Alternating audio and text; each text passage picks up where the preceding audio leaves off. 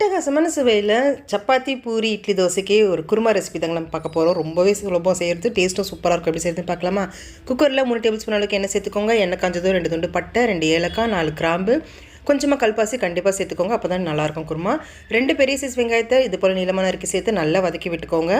அடுத்து காரத்துக்கு 6 பச்சை மிளகாய் சேர்த்துருக்கேங்க. இது கூட 2 கொத்து கருவேப்பிலை சேர்த்துட்டு இது லேசாக வதக்கி விட்டுக்கோங்க. அடுத்ததாக 1 டீஸ்பூன் இஞ்சி பூண்டு விழுது சேர்த்துட்டு பச்சை வாசனை போகிற வரைக்கும் நல்லா வதக்கி விட்டுக்கோங்க. 2 பழுத்த தக்காளி, பெரிய சைஸ் தக்காளி பொடியை நறுக்கி சேர்த்துக்கோங்க. 1 டீஸ்பூன் உப்பு சேர்த்துட்டு அதுக்கப்புறம் வதக்கி விடுங்க. தக்காளி சீக்கிரமாக குழஞ்சி வெந்து வந்துடும். அடுத்து 2 உருளைக்கிழங்கு இது போல் பொடியாக நறுக்கிட்டு சேர்த்துக்கோங்க. ஃப்ரெஷ்ஷான பீஸ் 200 கிராம் அளவுக்கு சேர்த்துருக்கேங்க. நீங்கள் காஞ்ச பட்டாணி சேர்க்குறதா இருந்தால் 6 மணி நேரம் ஊற வச்சுட்டு அதுக்கப்புறம் சேர்த்துக்கோங்க. இப்போ இது நல்லா கலந்து விட்டுக்கோங்க. இப்போ ஒரு பவுலில் 1/2 கப் அளவுக்கு தேங்காய், 1 டேபிள் ஸ்பூன் பொட்டுக்கடலை, 1/2 டீஸ்பூன் சோம்பு, 1/2 டீஸ்பூன் கசகசா, ஒரு 7-8 முந்திரி, ஒரு 10 இலை புதினா இலை சேர்த்துக்கோங்க. கொஞ்சமாக தண்ணி சேர்த்து இது நல்லா ஃபைன் பேஸ்ட்டாக இது போல் அரைச்சி எடுத்து குருமாவில் சேர்த்துக்கோங்க. இப்போ இது நல்லா கலந்து விட்டுக்கலாம். இப்போ தேவையான அளவுக்கு தண்ணி சேர்த்துக்கோங்க. நான் ஒரு 250 ml அளவுக்கு தண்ணி சேர்த்துட்டு இப்போ இது நல்லா கலந்து விட்டுக்கிறேன். ஒரு 1/2 டீஸ்பூன் மஞ்சள் தூளியும் சேர்த்துட்டு கலந்து விட்டு குக்கர் மூடி வச்சுருங்க. 2 விசில் வரட்டும்.